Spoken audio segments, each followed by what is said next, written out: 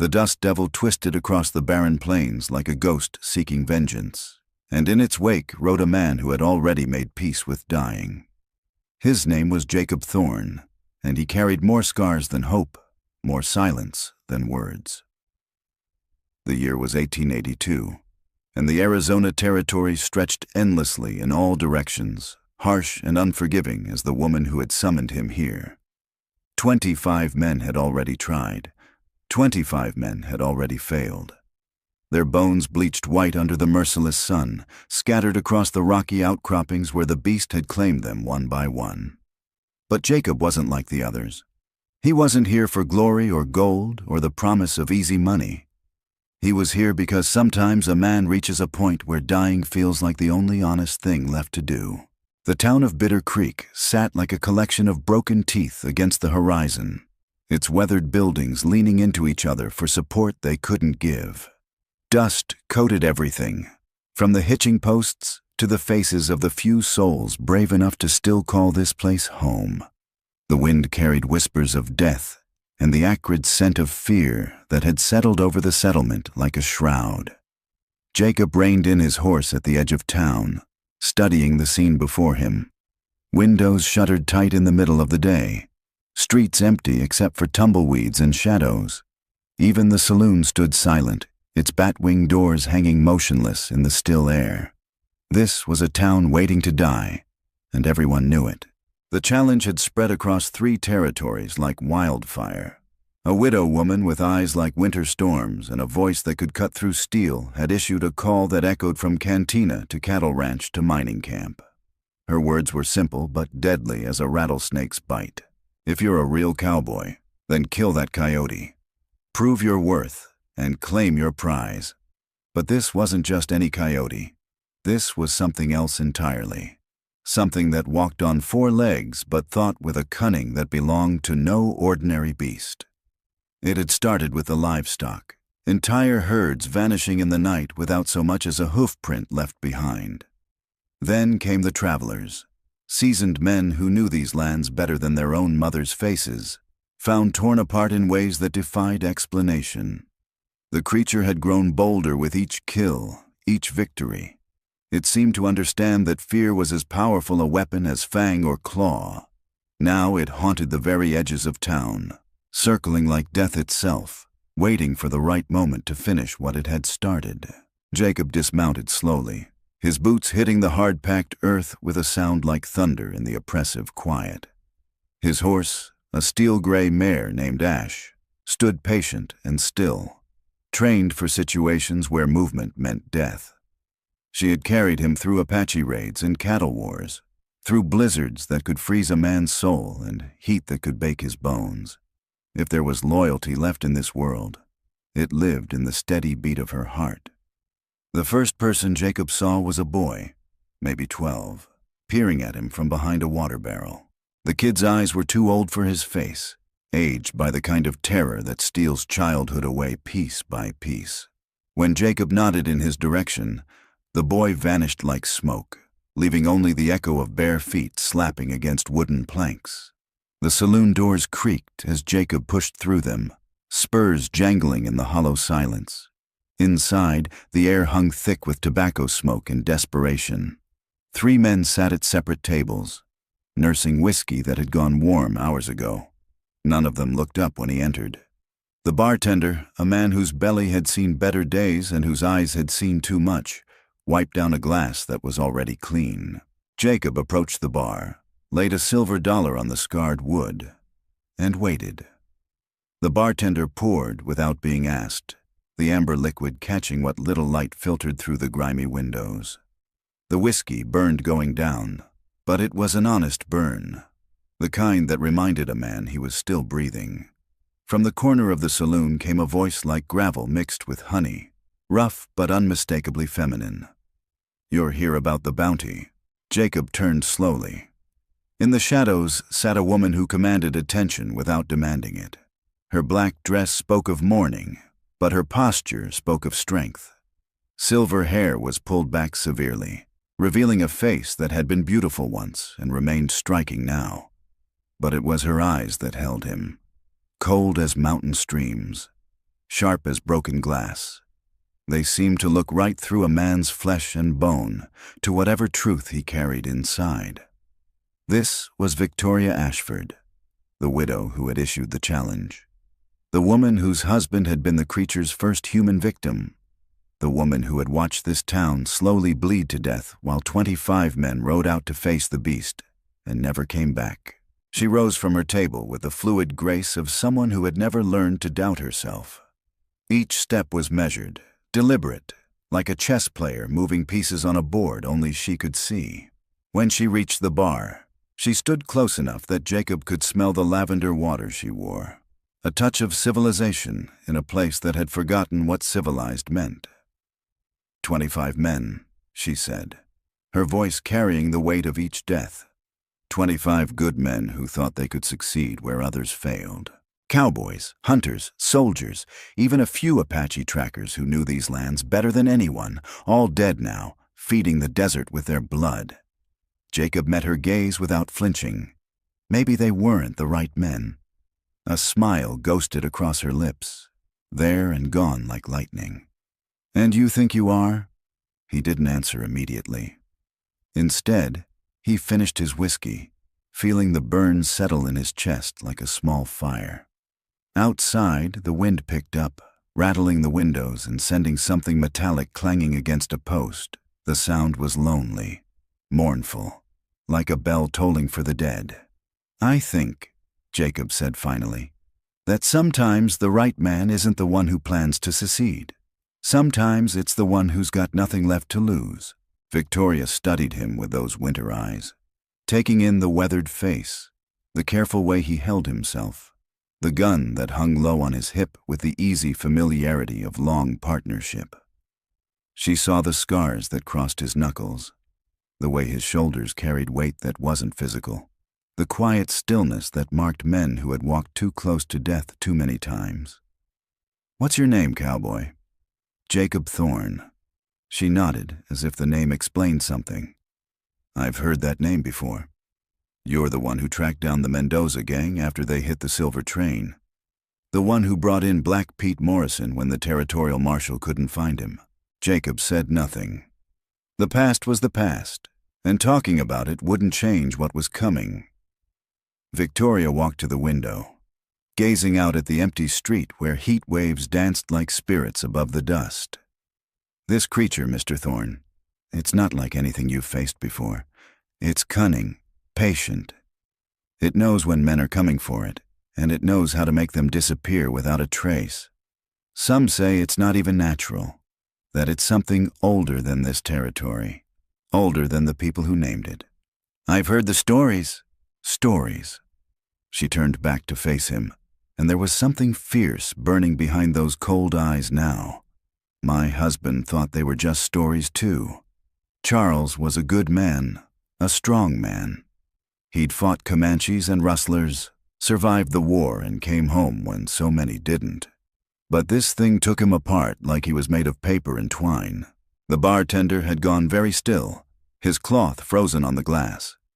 Even the other patrons seemed to be holding their breath, waiting for words that might explain the unexplainable.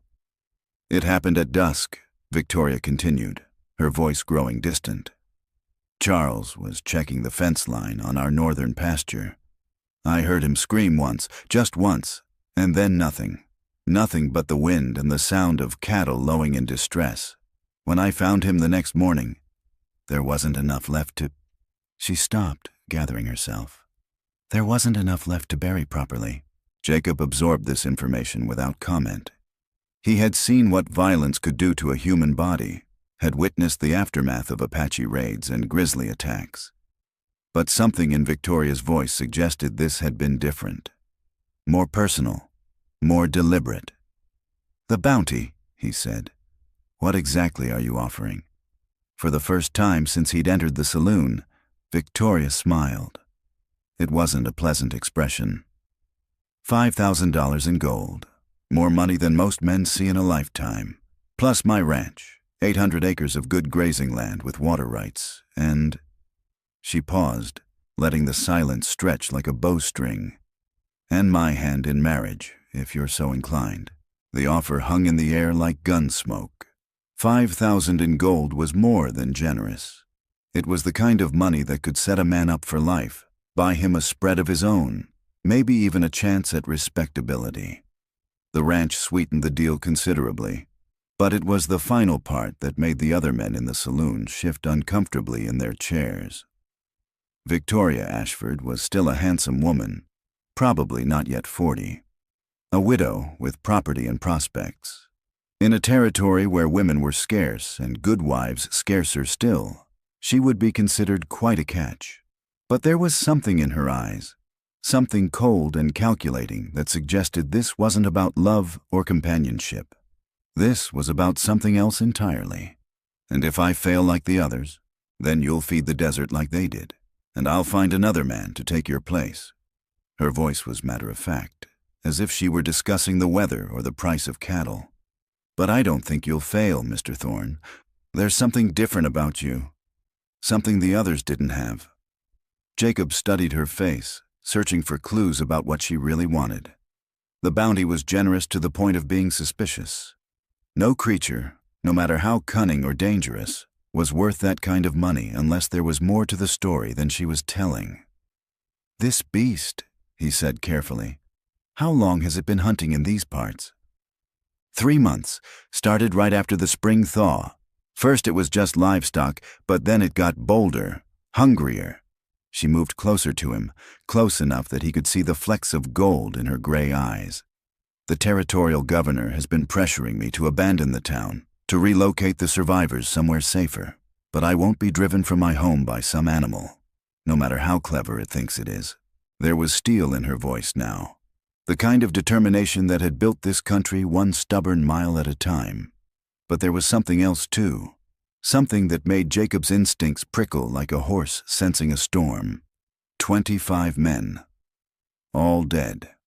All experienced hunters and fighters who should have been more than capable of dealing with even the most dangerous predator. The odds of that happening by chance were astronomical. Either this creature was unlike anything that had ever walked the earth, or there was more to this situation than met the eye. Jacob finished his whiskey and set the glass down with a soft click. "I'll need to see where it happened. Where your husband died, and where the others were found." Victoria nodded as if she had expected this. "Of course, but not today. The sun's getting low, and that's when it hunts. We'll ride out at first light." As if summoned by her words, a sound drifted through the evening air that made every man in the saloon go rigid. It started low, almost like the wind, but there was something in it that spoke to the primitive part of the brain that remembered when humans were prey. The howl rose and fell, weaving through the twilight like a thread of pure menace. It wasn't the call of any ordinary coyote. This was deeper, more resonant, carrying notes that seemed to vibrate in a man's chest and settle in his bones like a fever. The sound spoke of intelligence, of awareness, of something that knew exactly what effect it was having on the frightened people huddled in their homes. Victoria's jaw tightened, but she didn't flinch. "It knows we're talking about it," she said quietly. "It always knows." The howl faded into silence, leaving behind an emptiness that felt heavier than sound. Outside, a shutter banged once against a window, then went still. Even the wind seemed to hold its breath. Jacob felt the familiar weight of his Colt against his hip, the worn grip smooth under his palm.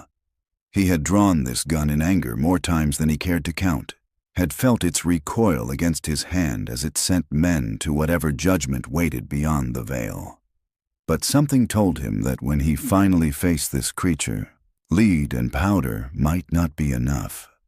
"Tell me about the men who tried before me," he said. "What did they have in common?" Victoria moved back to her table, settling into her chair with the careful precision of someone who had learned to control every gesture.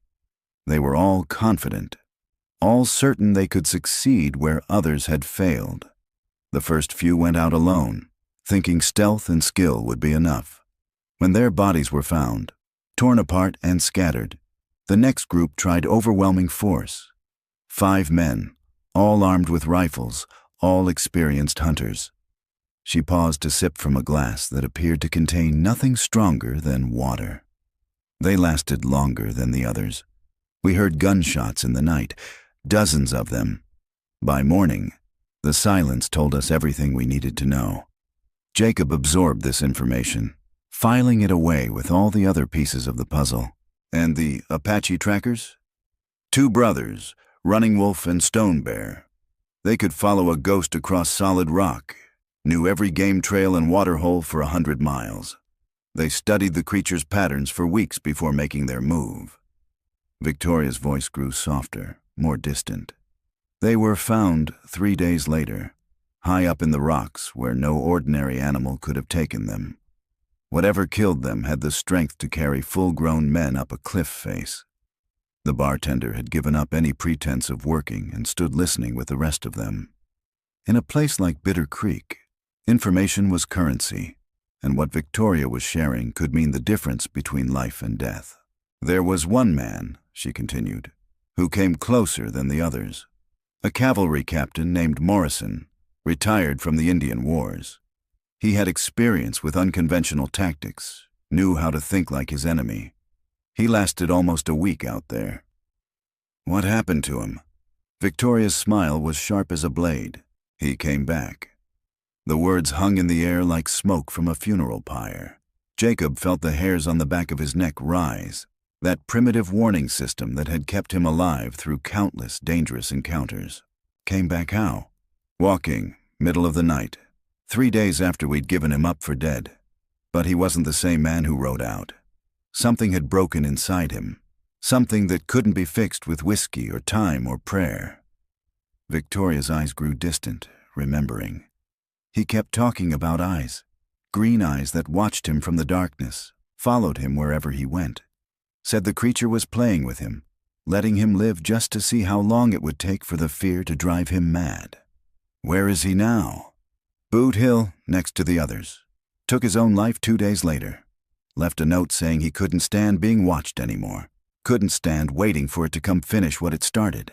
Jacob processed this new information, adding it to the growing picture of what he was facing. A creature intelligent enough to engage in psychological warfare, strong enough to carry grown men up cliff faces, cunning enough to avoid or overcome armed groups. And something about green eyes that had driven a hardened cavalry officer to suicide. The sun had set while they talked, and the saloon had grown darker despite the oil lamps flickering on the walls. Outside, Bitter Creek settled into the uneasy quiet that came with nightfall in a place where death stalked the shadows. Somewhere in the distance, a dog began to bark, then stopped abruptly as if something had silenced it. "You'll want a room for the night," Victoria said, rising from her chair. "Mrs. Henderson runs the boarding house next to the general store. Tell her I sent you and she'll see you're taken care of." Jacob stood as well, his joints protesting after the long ride. "What about you? Where will you be?" "Home. My ranch is 2 miles north of town, up the canyon road. I'll be safe enough behind locked doors and shuttered windows." She moved toward the saloon's entrance, then paused. "Mr. Thorne, don't try to be a hero tomorrow. Heroes are buried 6 feet deep just like cowards. Be smart instead." She pushed through the bat-wing doors and vanished into the night, leaving behind only the scent of lavender and the memory of those winter-gray eyes. Jacob stood for a moment, listening to the sound of her horse's hooves on the hard-packed street, then turned back to the bar. The bartender poured him another whiskey without being asked. "You really think you can kill that thing?" he asked, his voice barely above a whisper. Jacob lifted the glass, studying the amber liquid in the lamplight. "I think," he said carefully, "that there's more to this story than anyone's telling. And until I know what that is, I'm not making any promises." The other patrons had begun to drift away, heading for their homes or whatever shelter they could find before full darkness fell. Soon Jacob was alone with the bartender, a man whose name he didn't know but whose eyes held the weight of too many secrets. "You want some advice?" the bartender said, leaning forward conspiratorially. "Don't trust her completely. Mrs. Ashford, I mean. She's not telling you everything." "What makes you say that?" The man glanced toward the doors, making sure they were truly alone. Because I knew her husband, Charles. Good man, like she said, but he wasn't checking fence lines the night he died. He was meeting someone. Someone who'd been sending him messages for weeks before it happened. Jacob set down his glass. What kind of messages? The kind a man doesn't share with his wife. The kind that get a man killed. The bartender straightened up, suddenly looking nervous. That's all I'm saying. You didn't hear it from me. Before Jacob could ask more questions, the man had retreated to the far end of the bar, busying himself with tasks that didn't need doing. The conversation was over, but it had provided another piece of the puzzle, another shadow in a picture that was already darker than midnight. Jacob finished his whiskey and headed for the boarding house, his spurs echoing in the empty street. Behind shuttered windows, he could feel eyes watching his progress, marking his passage through their dying town. Tomorrow he would begin hunting the creature that had killed 25 men. Tonight, he would try to understand why he felt like he was walking into a trap that had been set long before he arrived. The boarding house was a narrow 2-story building wedged between the general store and what had once been a barber shop. Mrs. Henderson proved to be a thin, nervous woman who jumped at shadows and spoke in whispers. She led him up a creaking staircase to a small room that smelled of dust and disuse. "You're the one going after it," she said as she handed him a key. It wasn't a question. "I am." She shook her head sadly. "You seem like a decent man. Shame to see you throw your life away for nothing." "Maybe it won't be for nothing." Mrs. Henderson paused in the doorway, her hand on the frame. "That creature, it's not natural. There's something wrong with it, something evil. The way it kills, the way it thinks, it's like it enjoys the fear as much as the blood. Have you seen it yourself?" "Oh, once. From my window upstairs." It was standing in the street just after midnight, bold as brass, looking up at the houses like it was choosing which one to visit next. Stood on 2 legs sometimes, 4 legs others. And those eyes? She shuddered. Green as bottle glass and twice as sharp. It looked right at me, and I swear it smiled. Not like an animal smiles, but like a man who knows a secret you don't want him to know. She hurried away then, leaving Jacob alone with his thoughts and the growing certainty that he was dealing with something far beyond a simple predator. He checked his weapons methodically, the ritual as familiar as breathing. His Colt was clean and loaded, the action smooth as silk. His rifle, a Winchester that had never failed him, rested against the wall within easy reach. His knife, sharp enough to shave with, hung at his belt. But as he prepared for sleep, Jacob couldn't shake the feeling that all the weapons in the world might not be enough for what waited in the darkness beyond Bitter Creek. Something had killed 25 experienced men. Something that played games with its prey and drove cavalry officers to suicide. Something that stood on 2 legs sometimes and 4 legs others, and smiled with intelligence that belonged to no earthly creature. Outside his window, the night pressed close against the glass, and somewhere in that darkness, green eyes were watching and waiting for morning to come. Dawn came to Bitter Creek like a reluctant witness, pale and hesitant, as if even the sun knew better than to shine too brightly on a place marked for death. Jacob woke before first light, his body trained by years of dangerous living to rise when darkness still held the world in its grip. The boarding house creaked around him, old wood settling into another day of watching men ride out to die. He dressed methodically, checking each piece of gear with the careful attention of someone who understood that forgotten details killed faster than bullets. His boots were worn but sturdy, broken in by thousands of miles of hard country. His hat, sweat-stained and weathered, sat at the angle that kept the sun from his eyes and the rain from his collar. Everything had its place. Everything served its purpose. The street outside lay empty except for the shadows that seemed to pool in doorways and alleys like spilled blood. Even the dogs were silent, hiding in whatever shelter they could find, waiting for the sun to climb high enough to chase away the things that hunted in the gray hours between night and day. Victoria Ashford was waiting for him at the edge of town, mounted on a black mare that stood 16 hands high and carried herself like royalty. The widow had traded her mourning dress for riding clothes, practical leather and canvas that spoke of someone who knew how to work the land. But the cold intelligence in her eyes remained unchanged, sharp as winter wind across open water. "Sleep well?" she asked as he approached, leading Ash by the reins. "Well enough." Jacob swung into the saddle, feeling the familiar comfort of leather and steel beneath him. "Though I had some interesting conversations before I turned in." Victoria's expression didn't change, but something flickered behind her eyes like lightning in distant clouds. "This is a small town, Mr. Thorne. People talk. Most of what they say is gossip and superstition. Maybe, but sometimes gossip points toward truth." He adjusted his hat against the rising sun. "Your husband wasn't checking fence lines the night he died." For a moment, the only sound was the creak of leather and the soft whisper of wind through sagebrush. Victoria's hands remained steady on her reins, but Jacob caught the slight tightening around her eyes that marked someone who had just heard something they hadn't expected. "Who told you that? Does it matter? What matters is whether it's true." Victoria turned her horse toward the northern trail, the one that led up into the rocky country where death waited with green eyes and unnatural cunning. "Charles was a complicated man, Mr. Thorne. He had business dealings that I didn't always understand or approve of. But whatever he was doing that night, it doesn't change what killed him."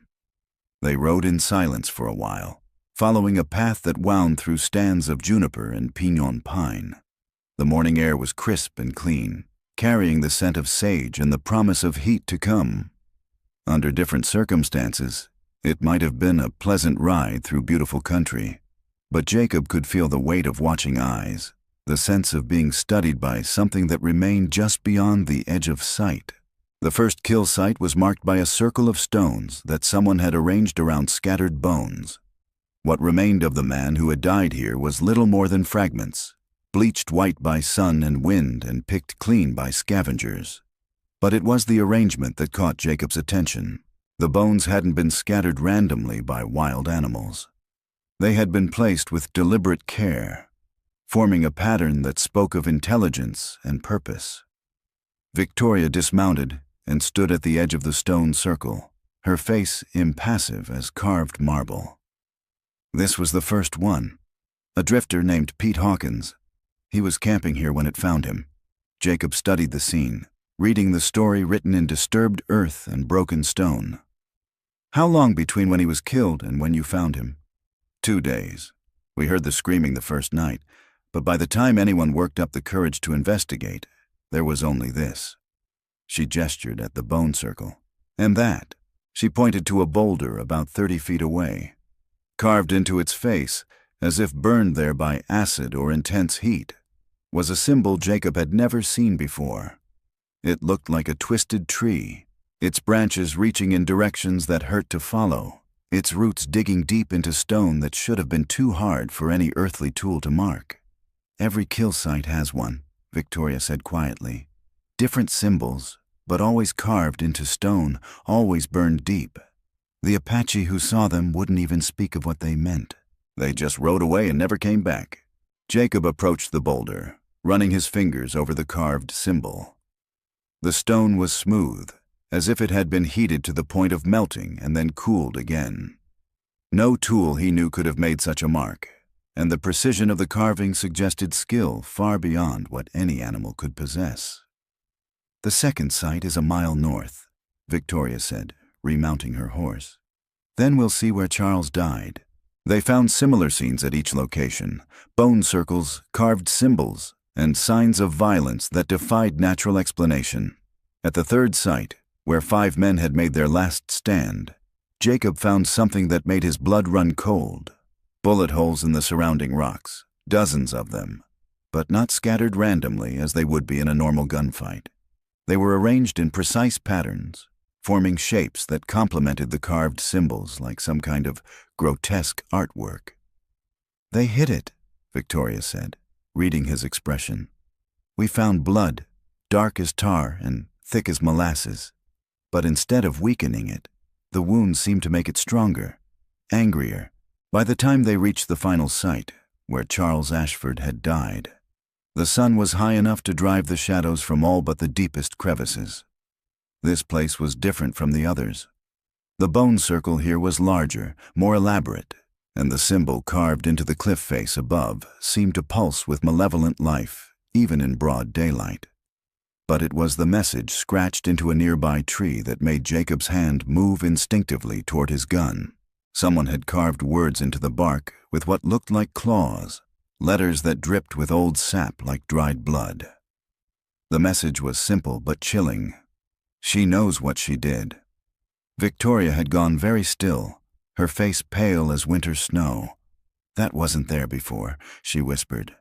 I've been to this place a dozen times, and that message was never there. Jacob studied the carving more closely. The bark around the letters was fresh, the sap still sticky. Whatever had made this mark had done so recently, perhaps within the last day or two, since word of his arrival had spread through Bitter Creek. What does it mean? He asked, though he suspected he already knew. Victoria didn't answer immediately.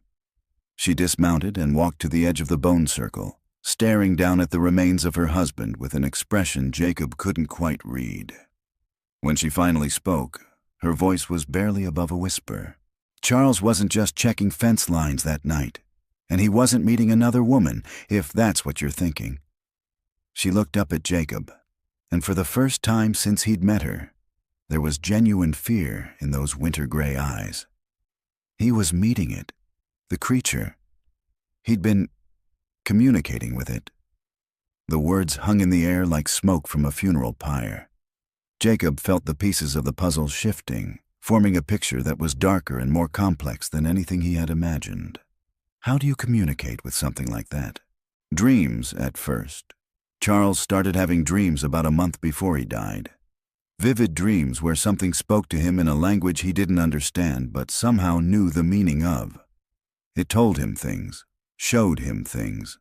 Secrets about the land, about the people in town, about me. Victoria began to pace along the edge of the circle, her movements agitated, desperate. Then the dream started bleeding into his waking hours. He would hear voices when no one was there, see symbols carved into walls that only he could see. He became obsessed with coming out here, with finding the source of the voices. And you let him? Her laugh was bitter as alkali water. Let him? Mr. Thorne, you didn't know my husband. Charles was a stubborn man who made his own decisions. When he set his mind to something, wild horses couldn't drag him away from it. I begged him to leave well enough alone, to pack up and move somewhere safer. But he said he had to know the truth. What truth? Victoria stopped pacing and turned to face him fully. The truth about what happened here before the town was built. The truth about why this particular piece of ground is cursed. The truth about what my family did to deserve what's happening to us. Jacob felt the familiar tingle that came when all the pieces of a puzzle were about to fall into place. Your family? My maiden name was Blackwood. My grandfather, Elias Blackwood, was one of the first settlers in this area. He claimed this land, built the first ranch, started what eventually became Bitter Creek. Victoria's voice grew distant, haunted. But he didn't claim empty land. There were people here before him, people who had been here for generations. The picture was becoming clearer now, painted in shades of guilt and retribution that stretched back decades. Jacob had seen this story before in different forms across the frontier. Settlers taking land from natives, violence begetting violence, blood calling for blood across the generations. What did he do? Victoria walked to the base of the cliff where her husband's symbol was carved, running her fingers over the stone with something approaching reverence. There was a tribe here, a small band of Apache who considered this place sacred. They had ceremonies here, rituals that connected them to spirits they believed lived in the rocks and the wind. Grandfather didn't care about their beliefs. He wanted the land, and he took it. That's not unusual for those days. Happened all over the territory. But this was different. Victoria's voice was barely audible now, as if speaking the words aloud might summon something better left sleeping. Grandfather didn't just drive them off their land. He poisoned their water source, knowing they would have to return for the spring ceremonies. When they came back, he was waiting with hired guns. They killed every member of the tribe except one. Jacob waited, knowing there was more, sensing they were approaching the heart of the darkness that had claimed 25 lives and was reaching for his own. A young shaman named Walking Shadow. He escaped into the rocks, wounded but alive. Before he died, he performed a ritual, a calling that bound something to this place, something that would wait and watch until the time came for justice. And you think that something is what's been killing people? Victoria nodded slowly. I think Walking Shadow called something from beyond the veil, something that has been sleeping in the earth for 60 years, waiting for the right moment to wake up and collect what's owed, my grandfather's sins, visited on his children and his children's children. The pieces were falling into place now, forming a picture that was both clearer and more terrifying than anything Jacob had imagined. This wasn't just a hunt for a dangerous animal. This was a reckoning that had been building for decades, a debt that had come due with interest compounded by years of blood and suffering.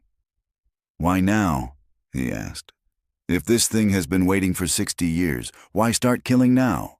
Victoria's smile was sad and knowing. Because now there's only one Blackwood left. Me. The last of the line. The final payment on a debt that can only be settled in blood. The wind picked up suddenly, whipping through the canyon with a sound like voices crying in the distance. Somewhere in the rocks above them, something moved.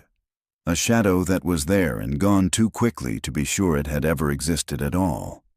But Jacob felt the weight of attention, the sense of being watched by something that had learned patience in the long years of waiting.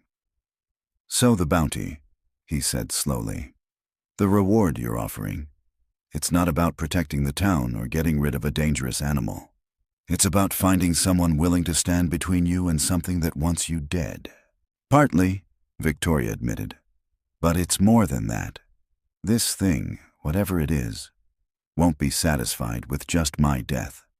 It wants to destroy everything my family built, everything that carries the Blackwood name, the ranch, the town. Every person who benefited from my grandfather's crimes. It won't stop until there's nothing left but bones and dust. Jacob studied her face, searching for signs of deception or madness. But what he saw was a woman who had lived with terrible knowledge for too long, who had watched her world slowly crumble under the weight of inherited guilt. The fear in her eyes was real, but so was the determination. She was the last guardian of a cursed legacy, and she was willing to pay any price to see it ended properly. The other men who tried, he said. Did they know all this? Some of it. Enough to understand what they were facing wasn't natural, but I didn't tell them everything. I was afraid if they knew the full truth, they wouldn't take the job. And now you're telling me because... Victoria's laugh held no humor. Because 25 men have died, and I'm running out of options. Because that message on the tree means it's getting tired of waiting, ready to finish what it started. And because something about you tells me you might actually have a chance where the others failed. Jacob considered this, weighing everything he had learned against his own instincts and experience. The rational part of his mind said this was madness, that curses and vengeful spirits belonged in campfire stories, not in the real world where men lived and died by skill and luck and the speed of their draw. But another part of him, the part that had kept him alive through countless dangerous encounters, whispered that there were more things in heaven and earth than could be explained by reason alone.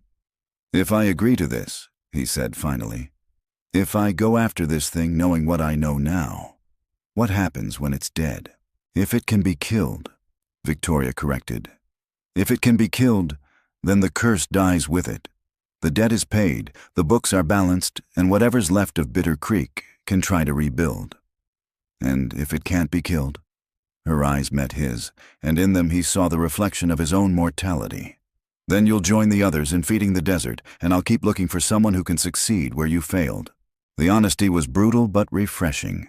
No false promises, no guarantees of success. Just the cold arithmetic of survival in a place where death came in forms that defied understanding. Jacob had always preferred honest odds to comforting lies. Above them, a hawk circled in the clear blue sky, riding the thermals that rose from sun-heated stone. It was a beautiful day in magnificent country, the kind of day that made a man grateful to be alive. But beauty and death often walked hand in hand on the frontier, and Jacob had learned long ago not to trust appearances. He made his decision with the same calm deliberation he brought to everything else, not because he believed he could succeed where 25 others had failed, but because something in Victoria's story had awakened an old hunger in him. The hunger for purpose, for a cause worthy of the risks he was taking. "I'll need to prepare," he said. "If this thing is what you say it is, regular weapons might not be enough."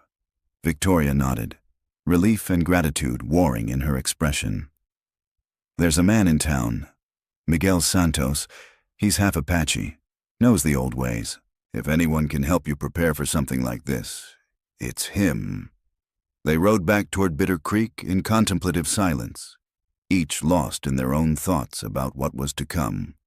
The sun climbed higher, driving away the morning chill and replacing it with the kind of heat that made mirages dance on distant horizons. Behind them, the kill sites lay empty under the merciless sky, bone circles and carved symbols marking places where men had learned too late that some hunts were different from others. As they reached the outskirts of town, Jacob caught sight of movement in the rocks above the trail. Just a flicker, gone almost before it registered, but enough to make him turn in his saddle for a better look. The rocks were empty now, showing nothing but stone and shadow and the scattered growth of hardy plants that could survive in such barren places. But the feeling of being watched remained, a pressure between his shoulder blades that spoke of eyes studying his every move. Something was up there, something that had followed them from the canyon, something that wanted him to know he was being measured for the grave. Jacob smiled grimly and touched the brim of his hat in a mock salute to whatever was watching. If the creature thought it could intimidate him with games of hide-and-seek, it was about to learn that some men didn't scare easily. Some men had walked so close to death for so long that the prospect of dying held no particular terror. But as they rode into the dusty streets of Bitter Creek, Jacob couldn't shake the feeling that the real test hadn't even begun yet. The creature had been toying with him so far, getting his measure, learning his scent. When it was ready to make its move, when it decided the time for games was over, then he would discover whether skill and courage and stubbornness were enough to face something that should not exist. In the meantime, he had preparations to make and a half-Apache guide to find. If he was going to hunt a legend, he needed to understand the rules by which legends lived and died. The sun was climbing toward its merciless peak when Jacob found Miguel Santos behind the old church, tending a small garden that somehow managed to flourish in soil that looked more suited to growing tombstones than vegetables. The man was older than Jacob had expected, maybe 60, with silver threading through black hair that hung loose past his shoulders. His hands moved among the plants with the careful precision of someone who understood that life was fragile and deserved respect. Santos looked up as Jacob approached, dark eyes taking in everything from the worn boots to the careful way the stranger carried himself. No words were exchanged at first. In the desert, men learned to measure each other in silence before wasting breath on conversation that might prove unnecessary. "You're the one going after the Shadow Walker," Santos said finally. It wasn't a question. "That what you call it?" Santos straightened slowly, brushing dirt from his hands. "My grandmother had words for things like that. Things that walk between worlds, things that remember old wounds and nurse them like a mother nurses a child." He studied Jacob's face with the intensity of someone reading tracks in difficult ground. "Mrs. Ashford sent you to me. She said you might know ways to fight something that isn't entirely natural." A smile ghosted across Santos's weathered features. "Fight? Boy, you don't fight something like this. You survive it if you're lucky. You honor it if you're smart. But fight?" He shook his head. "That's white man thinking, always wanting to put bullets in problems that were never meant to be solved with lead." Jacob felt a familiar frustration rising in his chest. "Then what do you suggest? 25 men are dead, and that thing isn't finished killing. 25 men who thought they could face a legend with the same tools they'd use on a rabid wolf. Santos walked to a wooden bench beneath the church's single window and settled himself like a man preparing for a long conversation. Sit. If you're truly going after the Shadow Walker, you need to understand what you're hunting. Jacob remained standing, but he listened. In his experience, old men who survived in dangerous country usually had good reasons for still breathing. Walking Shadow was my grandmother's cousin, Santos continued, his voice taking on the rhythm of someone telling a story that had been told many times before. Not his real name, you understand. His real name died with him in these rocks 60 years ago. But the stories about what he became, those live on. The wind picked up, carrying dust devils across the empty street. Somewhere in the distance, a door slammed shut, the sound echoing like a gunshot in the afternoon stillness. He was young when Elias Blackwood came with his hired guns and his poisoned water. Maybe 17, 18 years old. But he had the sight, could see things others couldn't, speak to spirits that lived in the old places. When his people were murdered, when their blood soaked into this sacred ground, he used that gift to call something from the shadow world. Something? Santos's eyes grew distant, as if he were seeing events that happened before he was born. The old stories call it Itzel Nalnish, the shadow that hunts, a spirit of vengeance that can take any form, that feeds on fear and grows stronger with each death. Walking Shadow bound it to this place, tied it to the Blackwood bloodline, gave it purpose and patience. Jacob finally sat, recognizing that this conversation was going to require more than a few minutes. So how do you kill something like that? You don't kill spirits, boy. They're already dead. But you can send them back to where they came from, if you know the right words, the right rituals. Santos reached into his shirt and pulled out a small leather pouch, worn smooth by decades of handling. The question is whether you're willing to pay the price for that knowledge. What price? Truth. The Shadow Walker feeds on lies, on secrets, on guilt that festers in darkness. To face it, you have to face yourself first.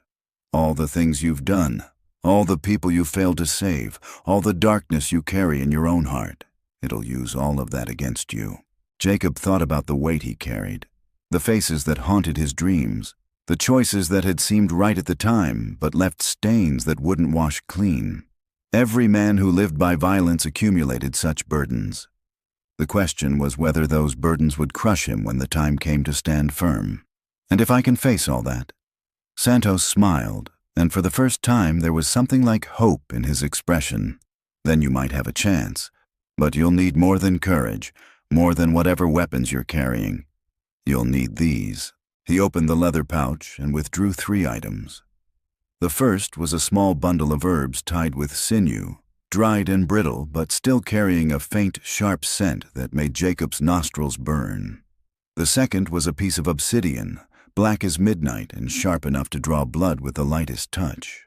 The third was a small bone, carved with symbols that seemed to shift and change when he wasn't looking directly at them.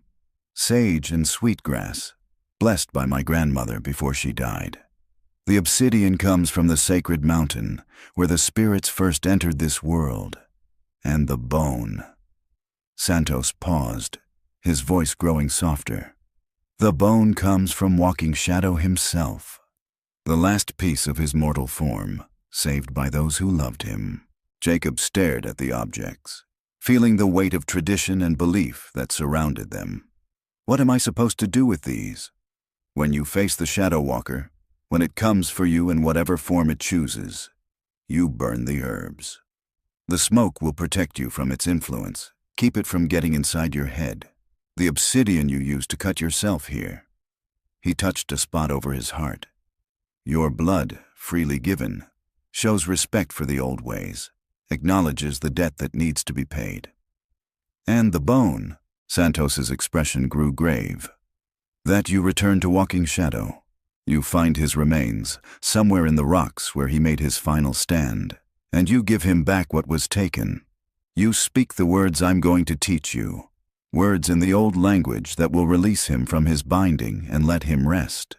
It sounded simple enough, but Jacob had lived long enough to know that simple and easy were two entirely different things. What if the Shadow Walker doesn't want to be released? What if it prefers hunting to resting? Then you'll die like the others, but at least you'll die trying to do the right thing instead of just trying to collect a bounty. Santos began returning the items to their pouch. The choice is yours, boy.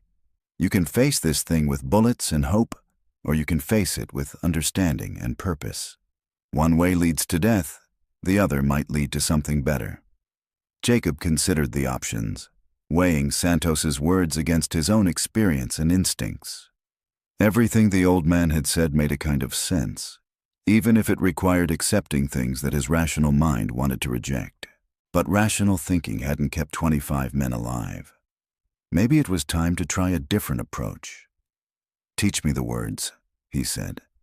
Santos smiled and began to speak in a language that was old when the first Europeans set foot on American soil. The words were complex, full of sounds that Jacob's throat wasn't designed to make, but he listened and repeated until he could manage a rough approximation of the pronunciation. The meaning was simpler: a request for forgiveness, an acknowledgement of wrong done, and a promise that justice would be served. By the time the lesson was finished, the sun was beginning its descent toward the western horizon. Soon it would be dusk, the time when shadows grew long and dangerous things stirred in the darkness between day and night. Jacob tucked the leather pouch inside his shirt, feeling the weight of it against his chest like a talisman against the approaching darkness. "One more thing," Santos said as Jacob prepared to leave. "The Shadow Walker will come to you tonight. Not to kill, not yet, but to measure you, to see what kind of man you are. Don't try to fight it. Don't try to run. Just listen to what it has to say. Understanding your enemy is the first step toward defeating it." Jacob nodded and walked back toward the boarding house, his mind churning with everything he had learned. Behind him, Santos returned to his garden, but Jacob could feel the old man's eyes on his back until he turned the corner and disappeared from sight. That evening, as purple shadows crept across Bitter Creek like fingers of approaching night, Jacob sat on the porch of the boarding house and waited. His weapons were clean and ready, but they remained holstered. In his shirt pocket, the leather pouch rested against his heart, a reminder that some battles were fought with tools other than steel and lead. The town had gone quiet with the setting sun. Windows shuttered against whatever might walk the streets when honest folk were sleeping. Even the saloon had closed early, its patrons seeking the safety of locked doors and blessed darkness. Only Jacob remained outside, a solitary figure watching the stars emerge one by one in the vast desert sky. He didn't have to wait long. The Shadow Walker came with the first full darkness, not as a creature of fang and claw, but as something far more unsettling. It appeared at the edge of the street as a man-shaped darkness, taller than any human had a right to be, moving with fluid grace that suggested bones and muscles arranged in ways that defied natural law. Green eyes blazed in the darkness where a face should have been, and when it spoke, the voice seemed to come from everywhere and nowhere at once, echoing off the buildings and resonating in Jacob's chest like the beat of a funeral drum. "So," it said, "another one comes to die." Jacob remained seated, forcing his hands to stay relaxed on the arms of his chair. Maybe, but maybe not. 25 have tried. 25 have fed the earth with their blood. What makes you different from them? Nothing, Jacob admitted. And everything. Depends on how you look at it. The Shadow Walker moved closer, its form shifting and changing like smoke in a variable wind. Sometimes it looked almost human. Sometimes like a wolf walking on its hind legs. Sometimes like something that had no name in any earthly language. "You know why I hunt," it said. "You know the debt that must be paid. I know part of it. An old wrong, a call for justice that's been too long in coming. But I also know that innocent people are dying, people who had nothing to do with what happened 60 years ago." The green eyes flared brighter, and the temperature around Jacob dropped as if winter had suddenly arrived in the middle of summer. "Innocent? There are no innocent here. Every person in this place benefits from stolen land, from blood spilled in darkness, from lies told to cover the truth. They are all complicit in the crime. Jacob felt the weight of the Shadow Walker's presence pressing down on him like a physical force, testing his resolve, searching for weakness. But he had faced down Apache war chiefs and Mexican bandits, had stared death in the face more times than he could count. Fear was an old companion, familiar as his own shadow. Maybe, he said, but killing them won't bring back your people. It won't undo what was done. It'll just add more blood to ground that's already soaked with it. Justice demands blood. Justice demands truth. And the truth is that you've become what you once fought against. A killer who strikes from the darkness, who takes lives without mercy or discrimination. How is that different from what Elias Blackwood did? The Shadow Walker went very still, and for a moment Jacob wondered if he had pushed too far, said something that would end the conversation with violence instead of words. But when it spoke again, there was something different in its voice, a note of uncertainty that hadn't been there before. "I am justice," it said, but the words lacked the conviction they had carried earlier. "Your pain," Jacob replied. "Pain and grief and rage that's had 60 years to fester and grow. But that's not the same thing as justice." The green eyes studied him for a long moment, and Jacob had the unsettling sensation of being weighed and measured by something that could see far deeper than flesh and bone. Then, without warning, the Shadow Walker was gone, vanished as suddenly as it had appeared, leaving behind only the scent of sage smoke and the memory of eyes like green fire. Jacob sat for a while longer, listening to the night sounds of the desert and thinking about what had just happened. The encounter had been a test, he realized, but not the kind he had expected. The Shadow Walker hadn't been trying to frighten him or gauge his courage. It had been looking for something else, something that had to do with understanding rather than strength. Tomorrow, he would ride out into the rocks where Walking Shadow had made his final stand. Tomorrow, he would face the Shadow Walker on its own ground, with weapons both conventional and otherwise. But tonight, he had taken the first step toward understanding his enemy, and perhaps more importantly, understanding himself. The desert wind picked up, carrying the scent of sage and distant rain. Somewhere in the darkness, a coyote howled, its voice rising and falling in a song as old as the land itself. But there was no answer from the Shadow Walker, no echo of supernatural menace. For the first time since arriving in Bitter Creek, Jacob allowed himself to hope that maybe, just maybe, there was a way to end this that didn't require anyone else to die. But hope was a dangerous thing on the frontier, and he had learned long ago not to count on anything except his own skill and the reliability of his weapons. Still, as he finally rose and headed inside for what might be his last night of sleep, Jacob carried that small flame of possibility with him into the darkness, a light to hold against whatever tomorrow might bring. The Shadow Walker had come and gone, and both of them were still alive. It was, he reflected, a better start than he had dared to expect. Now all he had to do was find a way to finish what Walking Shadow had started 60 years ago, and do it in a way that honored both the living and the dead. In the distance, thunder rumbled across the desert sky, promising rain that might or might not come. But Jacob had made his peace with uncertainty long ago. Tomorrow would bring what it brought, and he would face it as he had faced everything else in his life, with steady hands, clear eyes, and whatever courage he could summon from the depths of his weathered soul. The hunt was about to begin in earnest.